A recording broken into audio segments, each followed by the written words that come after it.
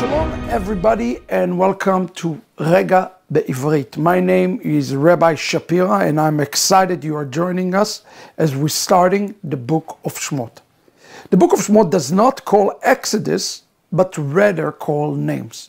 Why this word Chémot is the theme of this entire book? Because in Hebrew a name designates one calling, purpose, and identity. And this entire book of Chémot has to deal with the restoration of the name of the children of Israel, their calling and their identity for the time of this Exodus as they prepare to receive the Torah. Now, the Torah starts with this word, Ve'ele Shmot Bnei Israel Abayim Mitzrayma, Et Yaakov Ish Ubeito Bau. Now, first of all, notice that it's mentioned here, the name of the sons of Israel. Israel is the name of Yaakov when he's operating under the fullness of the Spirit. And they came to Egypt with a purpose. What was the purpose that they came to reach to Egypt? Is to gather the sparks, the remnant, in their ascension up. So they came up, and here the Torah mentioned their name, by name.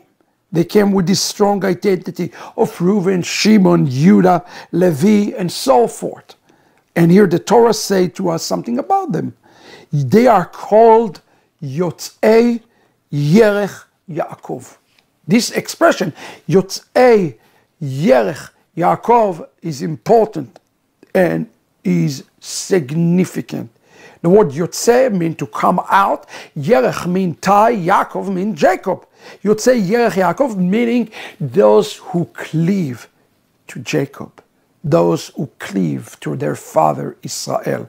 They started their journey to Egypt with a specific purpose as they were spiritually tied into Yaakov or Israel. And here the Torah continue on and tell us specific that during this time, Yosef haya b'Mitzrayim. Yosef haya b'Mitzrayim. But in verse 6, upon talking about Jacob and Joseph being their root, something changes in the text. And the text tells us here, Vayamat Yosef v'kol echav. Why would the text tell us that both Jacob and Joseph have died? What is the text trying to suggest? Didn't we know that they're already dead? Of course that they're dead. What the text suggests here, that their memory had died. The purpose has died. The name has died. The identity has died. And here the Torah uses the term, V'kol adora'u, meaning the name of Jacob, the name of Joseph has vanished from the lips of the Hebrews. And that's, friend, why they became slave in Egypt. Rather than owning Egypt and taking Egypt through the spirit of Joseph and Jacob, it's Egypt who ended up consuming air. And that's why it says, Ubnei Israel, Pru v'ishretzu v'yarbu v'yatzmu b'meod meod. They became great and mighty. It seems that is a positive thing. Wait a second, if it is a positive thing, how come that they become servants? The reality is shocking.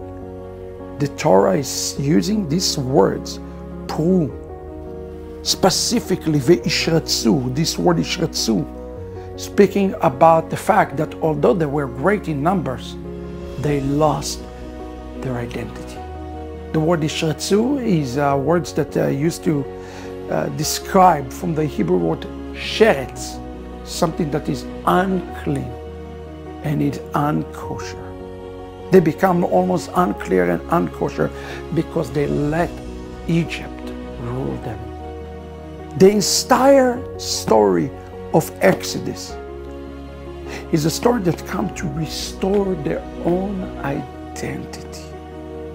And this is what we can learn from that today.